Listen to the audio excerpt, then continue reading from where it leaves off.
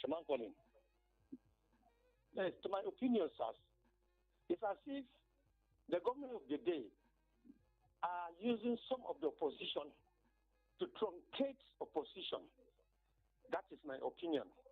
The way Atiku is going is as if she's being sponsored. That is my single opinion, sir. Atiku would have allowed opposition to articulate itself and get one candidate to face this government. This government that is making us suffer a sin we do not commit. But the way Atiku is going, he's too ambitious. His ambition will never give Nigeria life, the desire or the deserve. Atiku and Obi would have come together and other oppositions so that they form a very formidable opposition. But Atiku went and bought ticket. The other guy in ADC went and bought ticket. And ADC also has advanced their own ticket. For God's sake, how can we make opposition like this? So my submission is that if truly we want to fight this court called APC, because that's my opinion, APC have brought a lot of hardship on Nigerians. APC have brought a lot of disarmament on Nigerians. So if Nigerians should get it right by trying to get this government out of place, opposition would have formed themselves to one. But if they are having more than one opposition to face APC, I'm telling you, they are making clearance for Tinubu to continue. And by God's grace, if they are not careful, Tinubu will sit at home and result is declared for his favor. That is my opinion. Good morning and have a blessed day. Right, well, some messages dropping on our Facebook page and could take them more. All right, Moses. All right, on Facebook, we have two comments here. This one says, Atiku is at the advantage being the only strong presidential candidate from the north that command the majority vote of any elections in this country. I see him carrying the day. My advice for Atiku is for him to be confident and resolute. And the other one here says, welcome our guests to the studio. Okay, we are watching to see how APC will highlight their primaries. I wish that come 2027 election will definitely get to see what they will do. We are tired of this APC administration in the nation, and we pray that God helps us and brings a credible leader come 2027. All right, and the last one, this one just dropped. They said APC must be sent to the exit door come 2027. So that's you didn't give me the names now. Okay, the last one from Akia Steven, and the first one from Usman Isa Bilal, and the second from Joseph Uzoma Unwarugu. Okay, yeah. All right. Well, Bilal is from Ango. Okay. He is a regular listener. Okay, so Ango, over to you. Yes, starting with Musa Bala. Yes, he's talking about good governance. Are we talking about performance or the election just like that? Maybe is this thing more like has been entrenched in the Nigerian psyche.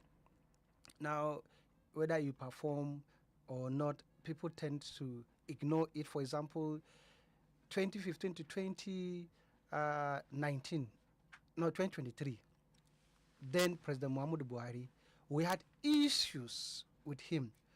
A bag of rice from 7,000, fuel pump price from 80 naira to 220 naira, and all that, everything skyrocketed and everything. But they not who are the core or the bulk vote giver. They turned their eyes off from Muhammadu Buhari, because he was a northerner and he was Megaskia and all that, who was seen as somebody who could not do any wrong. So even the ministers who didn't perform, they were returned, and they continued for 8 years. Unlike Tinubu, for example, within the first year, how many ministers have he changed? If you see are not doing well, look at the Minister of Finance that he had been together with and all that. He changed him and all that. So now, people seem to be getting used to that. Okay, is it Tinubu that you people brought in on board, but you have some grievances with him? You feel that he didn't go well with the Muslim ticket agenda. So it is now, you're now seeing that he's not performing and all that. So some say, oh, since Buhari did 8 years and he didn't see anything wrong with him, so let Tinubu to do the 8 years. So now coming to Shaman about the opposition, he said Atiku and Obi will have paired together. And a lot of people are thinking like same way, because I've said it. If Obi was not deceived and moved to Labour Party, they severe their vote, they will have won that election.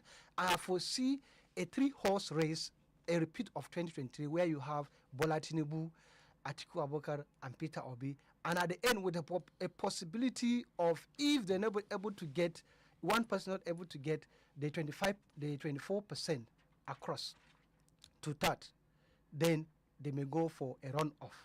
And at that runoff, probably Atiku Abubakar and Peter Obi may match together. But Bola Tinubu tried to foresee that, and that's why he brought Wike to be Minister of FCT, so that FCT that he didn't get 25%, so that Wike will be able to lay the foundation. And of course, for the local government election, Wike laid the foundation. APC got 5 local government out of 6. And even the one that got the PDP that was elected under PDP, we know, we have behind the scene that he moved to the APC. So that he will lay the foundation for him to get the FCT. He foresee getting, if it is a repeat of last time, he will get the FCT. He won't have any issue of technicalities. So, but the best bet is if Atiku and Peter Obi, at the end, they can still come together to avoid the final result, which may lead to either a runoff or possibility of Bola Tinubu getting the FCT. So I foresee a 3-horse race. But the opposition, their ability to come together, sacrifice their ambitions, personal ambition, and move together. If not, a repeat of 2023 will happen in 2027. Ango Bally, thank you for coming on the program with us this morning. My pleasure as always. Thank you. And that will just be about the size of it on the program. The Damascene Invicta. All right. Yes. Okay. Damascene Invicta. And that will just be the size of it on Invicta. This morning with the program Perspectives, Ango Bally, our guest, and putting his thoughts on developing stories and 2027 and how it may shape out. Moses Tanko, thank you for connecting us with the people. And Chuendu, thank you for being part of it too. We'll come back with Perspectives on Monday. Have a wonderful weekend.